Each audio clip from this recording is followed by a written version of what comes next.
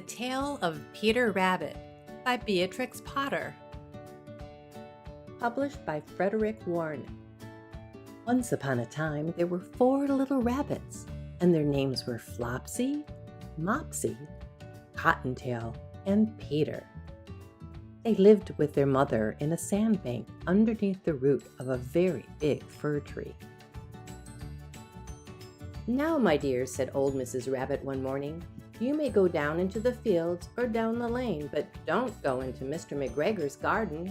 Your father had an accident there. He was put into a pie by Mrs. McGregor. Now run along and don't get into mischief. I'm going out." Then old Mrs. Rabbit took a basket and her umbrella and went through the wood to the baker's. She bought a loaf of brown bread and 5 currant buns.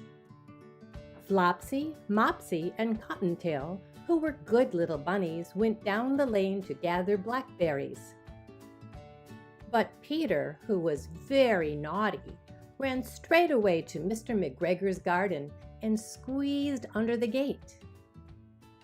First, he ate some lettuces and some French beans, and then he ate some radishes. And then, feeling rather sick, he went to look for some parsley. But round the end of a cucumber frame, whom should he meet but Mr. McGregor?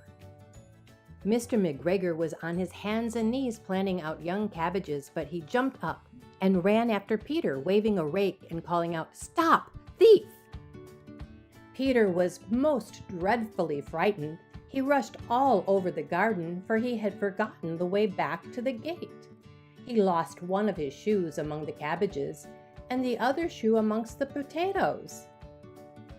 After losing them, he ran on 4 legs and went faster, so I think he might have gotten away altogether if he had not unfortunately run into a gooseberry net and got caught by the large buttons on his jacket. It was a blue jacket with brass buttons, quite new.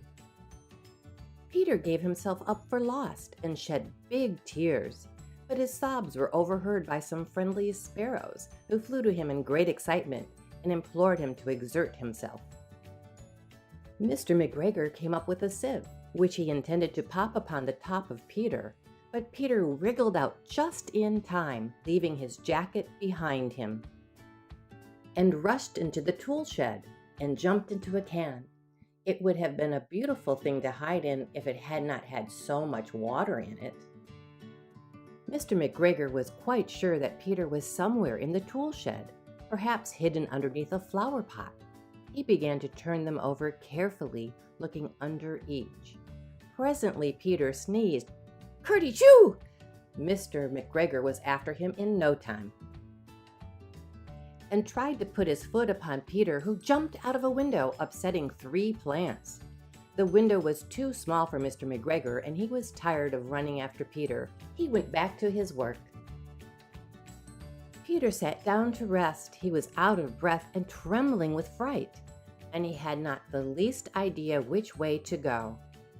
Also, he was very damp with sitting in that can. After a time, he began to wander about, going lippity-lippity, not very fast, and looking all around. He found a door in a wall, but it was locked, and there was no room for a fat little rabbit to squeeze underneath. An old mouse was running in and out over the stone doorstep, carrying peas and beans to her family in the wood. Peter asked her the way to the gate, but she had such a large pea in her mouth that she could not answer. She only shook her head at him. Peter began to cry.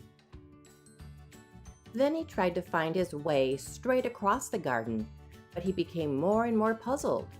Presently he came to a pond where Mr. McGregor filled his water cans. A white cat was staring at some goldfish.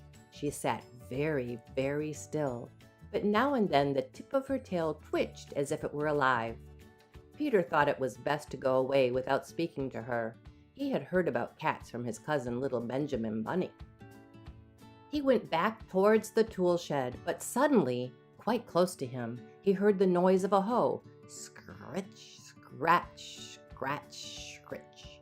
Peter scuttered underneath the bushes, but presently As nothing happened, he came out and climbed upon a wheelbarrow and peeped over.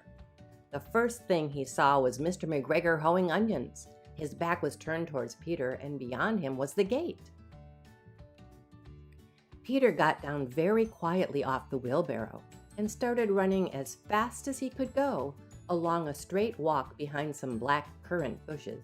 Mr. McGregor caught sight of him at the corner, but Peter did not care. He slipped underneath the gate and was safe at last in the wood outside the garden.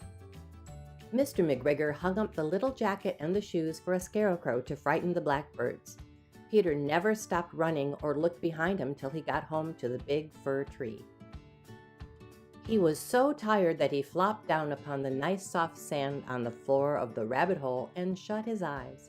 His mother was busy cooking. She wondered what he had done with his clothes. It was the second little jacket and pair of shoes that Peter had lost in a fortnight. I am sorry to say that Peter was not very well during the evening. His mother put him to bed and made some chamomile tea, and she gave a dose of it to Peter, 1 tablespoonful to be taken at bedtime. But Flopsy, Mopsy, and Cottontail had bread and milk and blackberries for supper. The end.